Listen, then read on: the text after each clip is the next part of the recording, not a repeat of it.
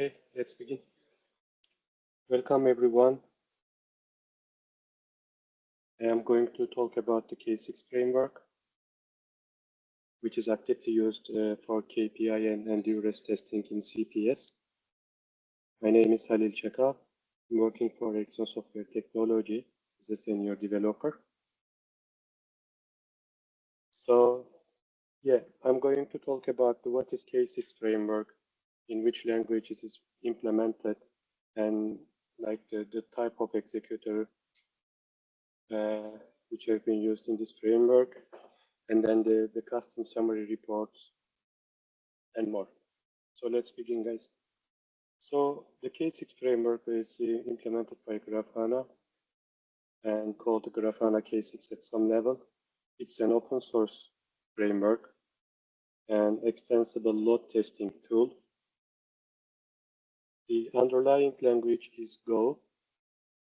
However, the API has been offered in JavaScript, in which standard of ES 2015 and ES6.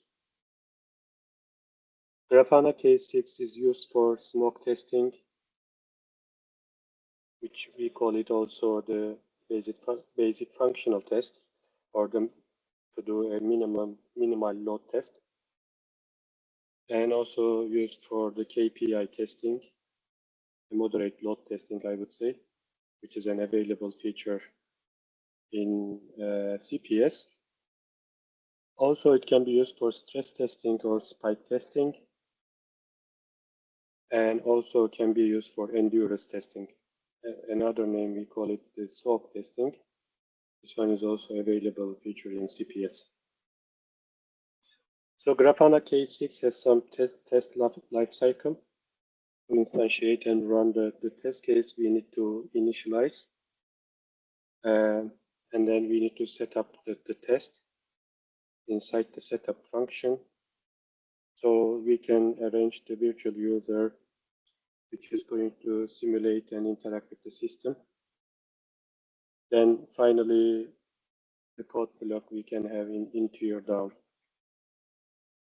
So this is a basic test life cycle of the K6. So the main point in K6 framework are the executors. These are the technology which are capable of the creating the traffic pattern. In another name, we call them like traffic pattern generation algorithms. Executors schedule the virtual user and then the iterations. By saying the virtual VU, as I am going to meant that the virtual user, just bear in mind, guys. Okay, let's start with the executor types, because the essential functionality in K6, these are the executors. And then the first type of executor we are going to talk about, and the shared iterations. What does it mean? Briefly, each executor type, if you have a look at the name and think about it, you will understand what does it for. The shared iteration is for to test any function with a number of virtual users going to share a number of iterations. Say basically, in this case, our iteration number is 500. That means that the function is going to be called 500 times, but this 500 times call is going to be shared among by 10 virtual users. So also there are some other like the parameter in this scenario, like the executor, which we specifying the executor type. In this case, it is shared iteration. And then the start time is the time which test is going to start. The graceful stop is the time after test finishes will begin to gracefully, wait until the running function is going to be stopped. And the maximum duration is the total time that the test is going to be running. So that means that after 10 seconds, the test will start, and is going to running for 10 seconds, as much as possible, the 500 iteration is going to be shared among by 10 virtual users. So that is what is mean. This is the scenario definition, whereas we have also the threshold, which is the criteria we are going to decide whether the test case is going to be pass or fail. For example, there are two thresholds here for specifically to this scenario. We're saying that in order to pass this case, and the HTTP request getting failed should be less than 1% here. And the total HTTP request duration for the 95 quartile should be less than 200 milliseconds. So this is the output when I'm going to run this test case and scenario on my local machine for a function. And I'm going to see this output. Let's talk about the output. What does it look like? I just, grab some piece from the output. You are not see the entire output here. So when we get the result, it is going to writing here scenario 500 iteration shared among 10 virtual users for a maximum duration of 10 seconds, the start time of 10 seconds, after starting 10 seconds, so with a graceful stop 5 seconds. But it is showing that the HTTP request duration for the condition here, 95 quartile less than 200 is not satisfied because our 95 quartile is taking 304 milliseconds, whereas our condition was 200. This should be the less than 200. So that means that this test case is going to be fail because of this condition. However, I would say since none of the requests has been failed, that means that we have a rate of failure less than 1%. So this criteria is successful. So in 10 seconds, I would say all the 500 iteration has been successfully executed by 10 virtual users. So we can see a summary here, 500 over 500 has been completed. But the test cases get failed. The another important things I would say about the shared iteration is a kind of like the executor type which you can use for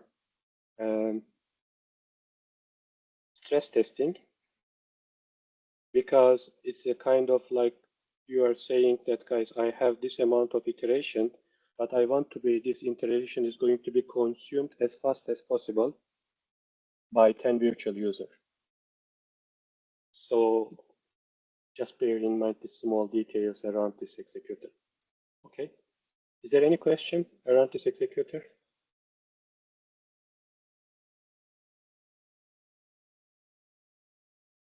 No?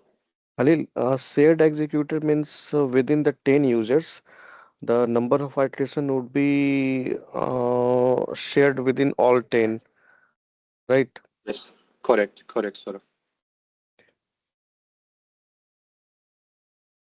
Yeah, in this case, it means that like when the test is going to start, we are going to have a, let's say, the piece of cake.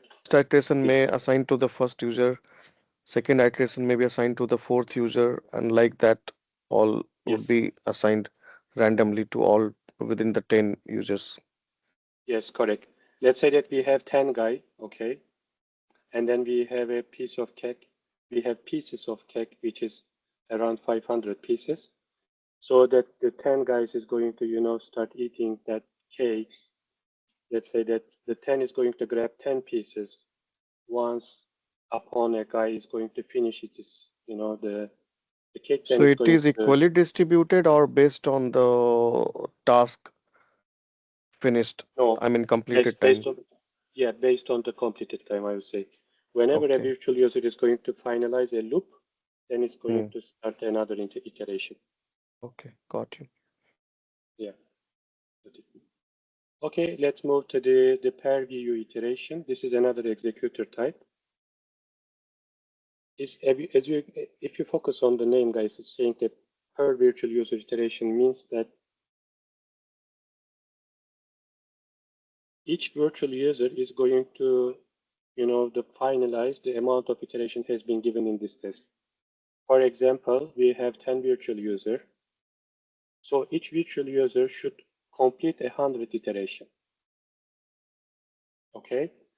What would you expect at the end of this case?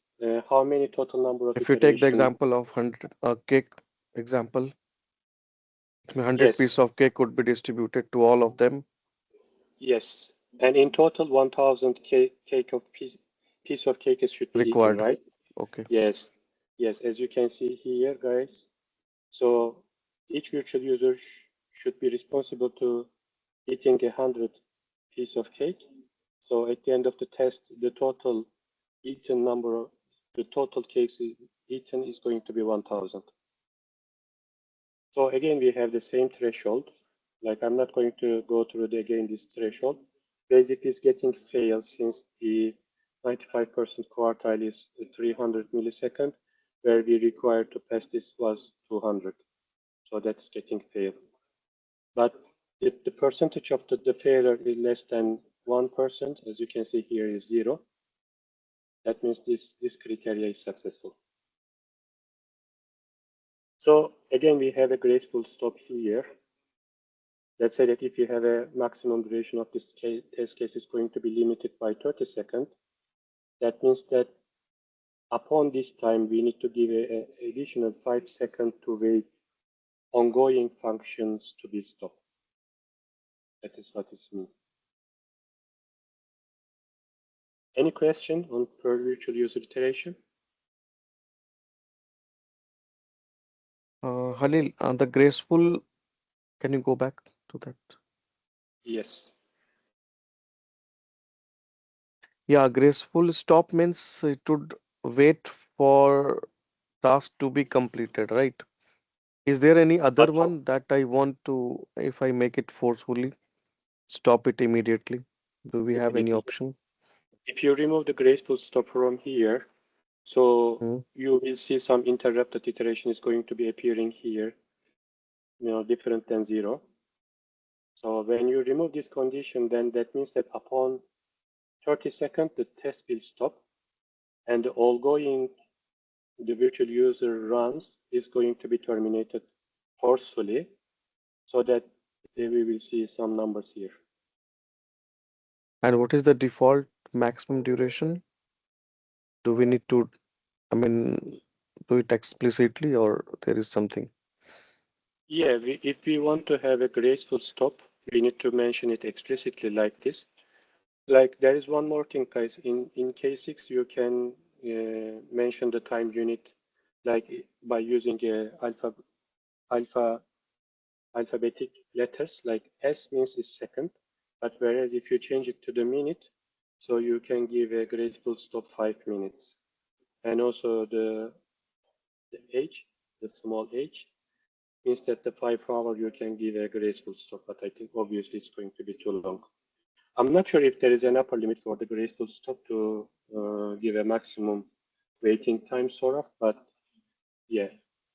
Is there MS is also valid? I mean, millisecond. Millisecond, I haven't used it before.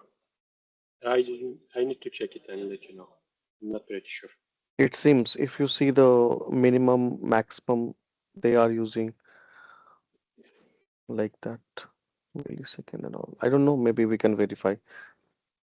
Yeah, I That's can not. check and let you Yeah, know. yeah, sure. Thank you. Okay. Is there any question? No? Okay. Then I can move to the another executor type, which is constant VUS.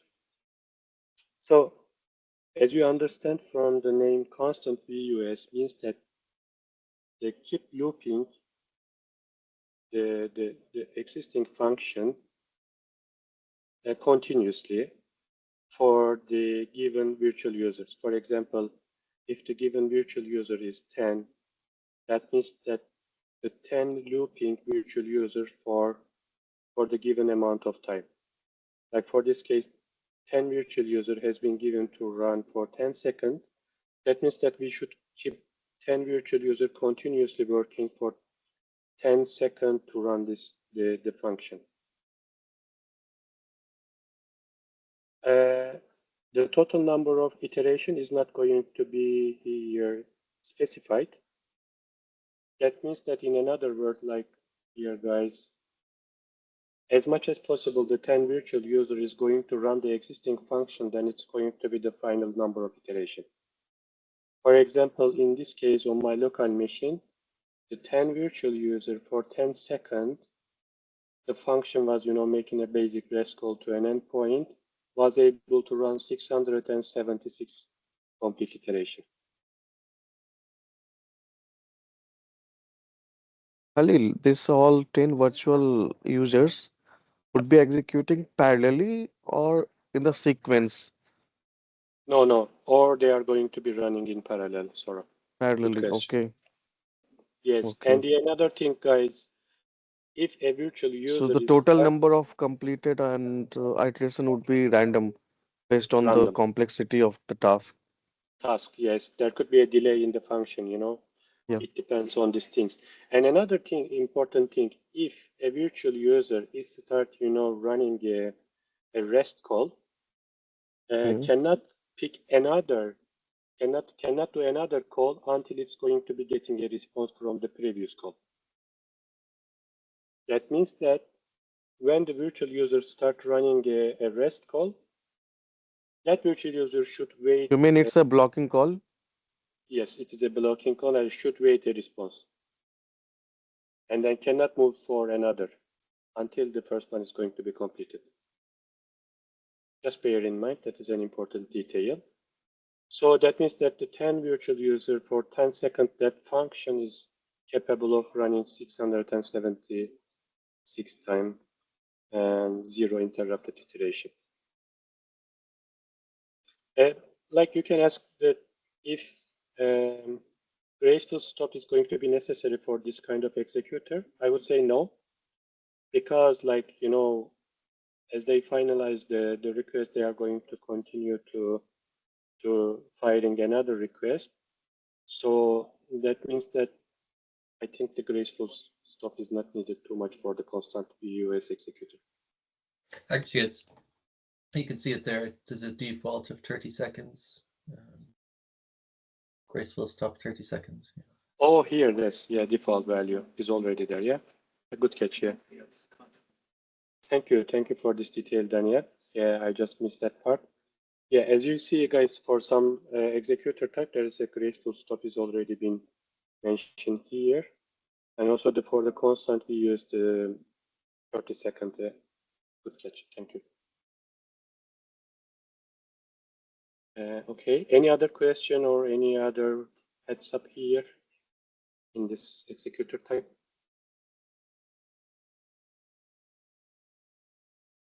No? Okay, good. Let me move to the next one, which is a ramping VUS. Like at some point we want to test our functions in a way that at a different stage. For example, we could, divide that test case in two different stages, whereas in the first 10 seconds, we want to have a 40 virtual user, whereas in the second half of the test, another 10 seconds, we want to have again, slowly reducing the number of virtual users to the 0. So that is what it means, and ramping virtual user. Like in this case, this executor type has two stages divided by 10-second duration. And then the first one is they're going to have a 40 virtual user up, then the half of the What is the test maximum? will I be 0. mean, 1 to 40 range? No, it's going to be the 0 to 40. Yeah, 0 to 40. That is the range, right? Maximum. Yeah, that is the range, correct. Maximum. And You know, here, is yeah, it please. For the duration, 10 seconds, is it going to hold at 40 for 10 seconds, or is it going to be 40 at the end of the 10 seconds? You know?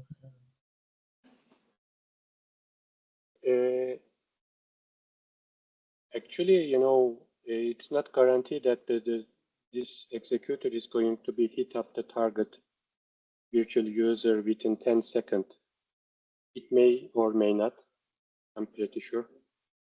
But whereas after this 10 seconds, should to focusing on the second stage of this ramping VUS, and in our case here is going to be the zero virtual user is going to be targeted. That means that if the first iteration is going to be reach up until 20 or 25 virtual user, then we'll start reducing towards zero. This is the timing duration is critical here as far as I remember.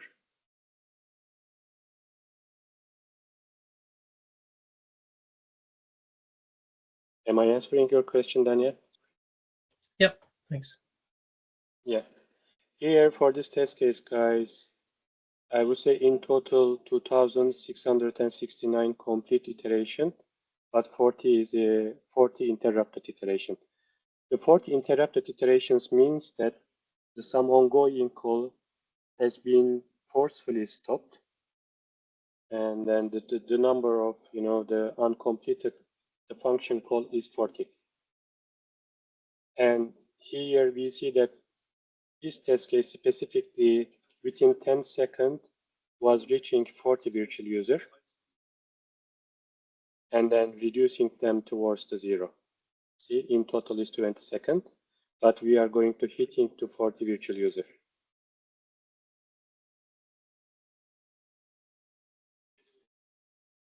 All right. Is there any question on this executor type?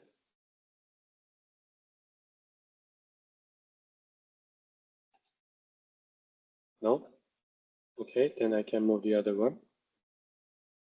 This is the one is called constant arrival rate. Yeah, this is a nice one. Like in this executor type, the constant means that the rate is going to be constant, guys. Which number is going to be provided to the rate is going to be the constant. However, it should be combined by the time unit. These two is used together. For example, in this case, the time unit has been provided 1 second and then the rate is provided 200. That means that our rate for this scenario is going to be 200 requests per second. As you can see here in the report, 200 iteration per second has been running through the test case. And then the thresholds are the same.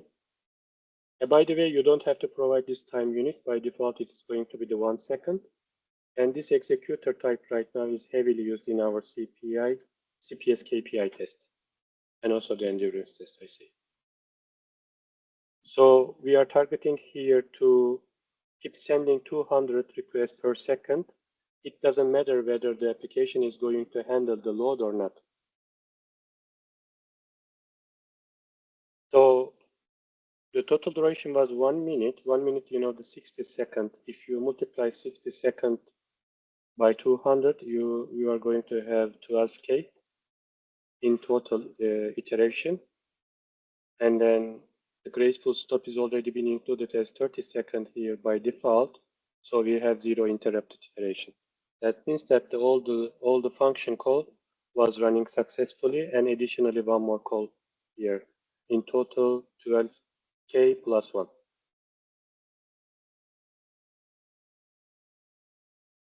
For example, if you change this 1 second to 1 minute, you are going to send 200 requests per.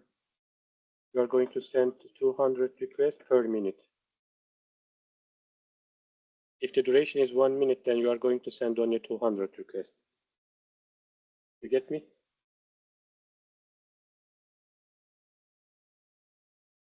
And then there are other 2 parameters like the the pre-allocated virtual user and then the maximum virtual user. These are the virtual user preliminary allocated, and then the maximum has been given here as a number 100. That means that you are saying this executor feel free to increase the number of virtual user up to 100 to satisfy these two criteria.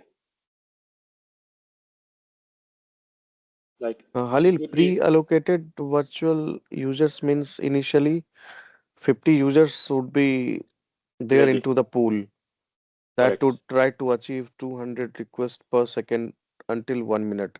If not, Correct. it would take, create another virtual user, and maximum it would go till 100, right? I'm correct. Yes, correct. There might be a case like our function could have a delay like 1 minute or so, like, but this executor tried to, the achieve its target by having a 200 requests per second. But even though, the hitting to the 100 virtual users still might not be sufficient, to fire 200 requests per second. You get my point? So anyway, we are just limiting our virtual user within using these two keyword here. But your definition was totally correct. Okay. Saurabh, thank you. Here, the maximum virtual user is being given like 50 to 100, and then graceful default graceful stop for this executor type is 30 seconds. Any question? No? Okay. Then let me move to the custom metrics. So the another concept within the Grafana K6 are custom metrics guy. These are the metrics are computed for the business need and then reported at the end of the load test. There are 4 different type of custom metrics. The first one is the counter. What does it for is cumulatively adding the values and then summing all of them. This is counter. And then there is a gauge. Gauge metric type only store minimum, maximum, and then the last value added into that gauge. And then the rate one is keeping track of the percentage of the added values that are non-zero. And then the last is the metric type trend, is letting us making a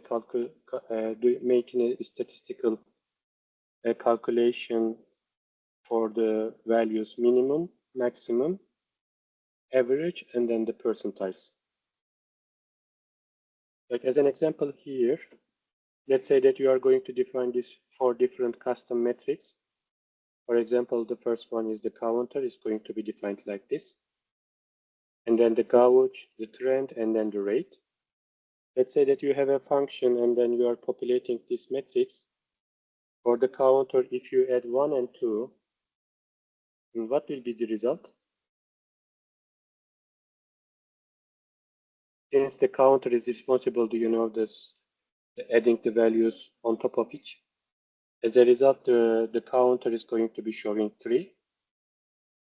And the gauge, let's say that if we're adding 3, 1, 2 to the gauge, as you remember, it is going to keep the last value added, which is obviously 2 here. Here, this is the last added value. And then the keeping track of the minimum, which is 1 here, added. And then the maximum is 3. Yeah, for the rate, it is calculating the percentage of the values added to the rate. There are 2 ways to adding values into the rate, either true or false, or 1 or 0. Say like the 1 means true, and then 0 means false. So by adding this 4 value, what you expect, in total, the 50% of is going to showing the true values, whereas the another half of the 50% is going to be representing the false. So lastly, the trend, like as you remember, is collecting the statistics over the values. For example, if we were adding just only 1 and 2 into the trend one, so our average is going to be calculated 1.5. And our minimum value is going to be 1. Our maximum value is going to be 2. Median is 1.5. And our quartiles is going to be 90 is 1.9. For 95, it's going to be 1.95. These are the custom metrics.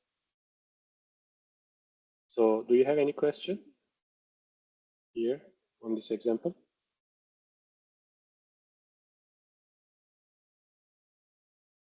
No? All is clear? Good. Okay, let me move to the standard built-in metrics. Besides this custom metrics, as we define here explicitly for our business need, but K6 is also bringing some built-in metrics. For example, as I mentioned, their type is available here in the middle column. For example, the iteration, the number of total requests towards the target is a kind of the counter type. And then it is saying that the aggregated number of times the virtual user executing the JS script. So iteration duration is a trend. The time to complete one full iteration, including the time spent in setup and teardown. The virtual user VUS is the gauge one. Is keeping track of the current number of active virtual user and so on. Halil, So this is gauge or gauge? Confused. I don't know, people. How do you? I don't know How do how we to pronounce? it. Daniel, It's a any gauge, idea? right? Gauge. Yeah. Gauge, Gauge. not gauge. Yeah, gauge. Okay, good point. Yeah, this is the VUS and VUS max are type of the gauge here. So let's remember what was the gauge here. Keeping the latest value added, yeah. So just only keeping track of the last added value as well as minimum and maximum. So the virtual user are the gauges. So no, I'm not going to read all of this type. You can have a look later. Not only standard built-in metric, but also HTTP specific one is available. Here, they are keeping track of the total, how many HTTP requests has been fired throughout the test case. It's a counter type, and then the metric is the HTTP underscore request, X, say, and then the failed one and the sending, receiving, waiting, and duration, and so on. You can have a look later. I'm going to share this presentation after this meeting, no worry. So there are also reports available at the end of the test. By default, the aggregated values for the built-in and then the custom metrics is going to be look like this here. As you can see here, showing that the scenario, for example, 100 maximum virtual user for 1.5 minutes maximum duration, including the graceful stop, is running 200 iteration per second. This is the constant arrival rate, as you remember. For a minute with a maximum virtual user 100. So verification, response content, and then the message body was okay, but whereas we get just failure on our, I think I remember that the quartile 95, which is greater than 200 milliseconds here, as you can see 300.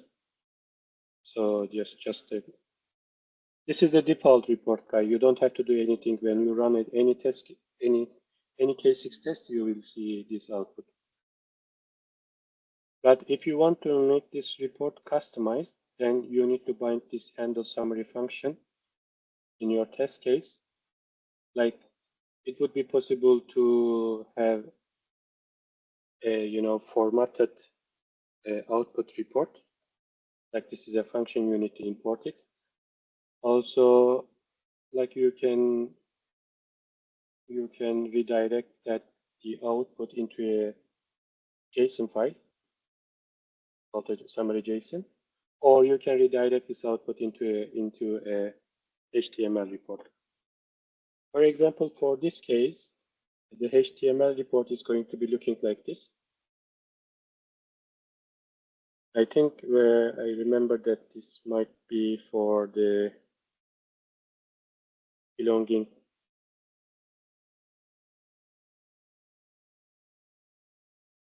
I cannot remember which test case it was belonging, but this one probably.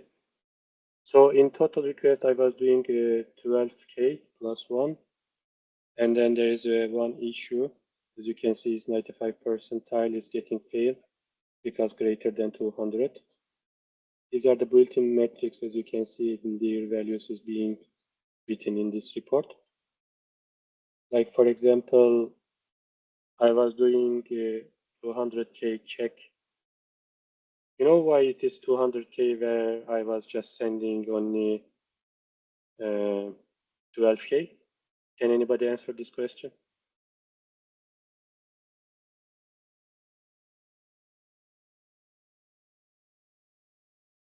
Because I was verifying also the response code, response content, and also the body, right? So it was doing 2 check. So even though I was just firing 12K requests, but the total check is 24K. One for the HTTP status code, the other one is the verifying the response body. So total iteration is 12K and with a rate of 200 requests per second. And then minimum virtual user, it has been started with 18, the maximum was 39. The total data sent has been 1.24 megabyte. As a response, we get 1.95 megabyte. And then these are the requests. So, Halil, this dashboard is out of the box with K6, is it? Yeah, this is a built-in function. We just need to call it inside this handle summary report to get it explicitly. Otherwise, it's not going to be reported by default, Priyanka. Okay. Actually, if you are not doing anything with the report, then by default it is console output that you can see. But if you want to write your data into somewhere like in the JSON format or HTML, you have to write this function. I think this function is available in R as well. Correct. Where we are writing and collecting the data. Yes, that is a good point, Saurabh. Just you need to override this. Yes, and how we are, how we are utilizing this function in our. Just remember, guys, we have a KPI result being reported in our Jenkins, like in a way that's starting with stars and then titling a table and then, the listing the number of the tests which has been run in that Jenkins job. Then, the giving the result, whether it is getting fail or not. So basically we were overriding this method and then implementing in a way that which we are going to, using it. So the similar approach has been used here. Is that clear, Priyanka? Yep. Yeah. Okay, let me bring here, since I was just like, telling to the K6 to have also summary JSON. You see here, it is going to be populated summary JSON here just beside the script. So it is going to be look like this. It's really a big JSON file, to be honest. Let's continue. So, and then the output is really different, but I'm not sure if I'm having on my local machine it now. No, I cannot show it right now, this part, but you can experiment on your local machine. So let's talk about some final words. Not only K6 can interact with this kind of JSON or HTML, but also InfluxDB and Grafana. It's very easy. Also, like the extension for Kafka or Redis, or even maybe for Hazelcast. It is extendable, to be honest, but you need to do one thing. You need to utilize this XK6 to get this extension done over the native K6.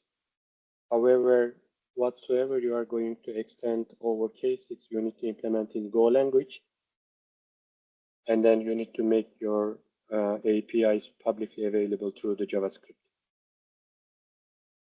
So yeah, that's it all over Khalil. the cases. Is any question?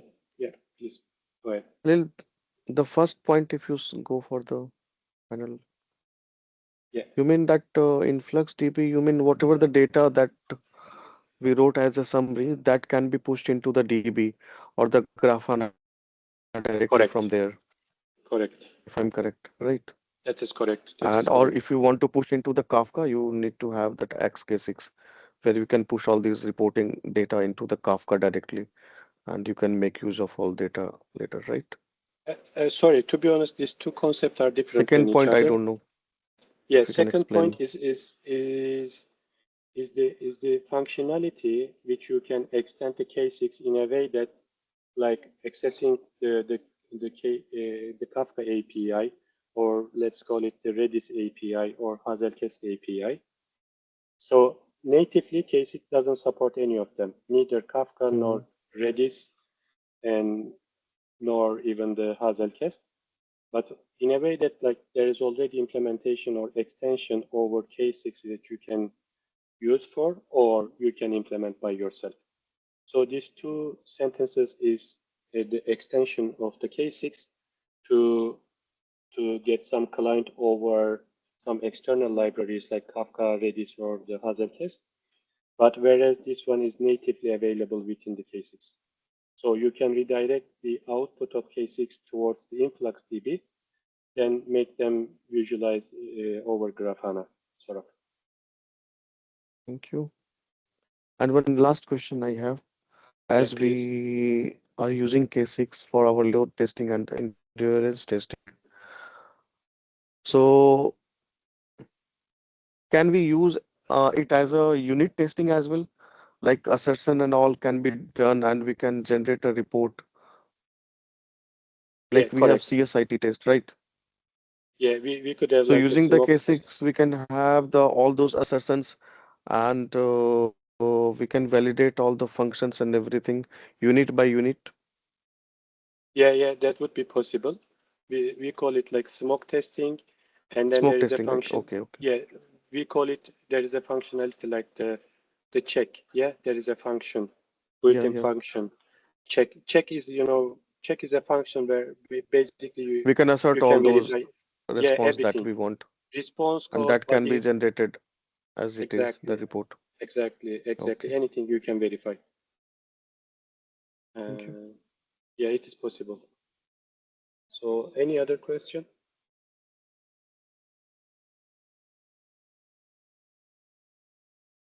Okay, if no more question, guys, then I'm going to stop recording. Then we'll share this presentation over email. Thank you for participating in, and see you later. Thank you, Alil.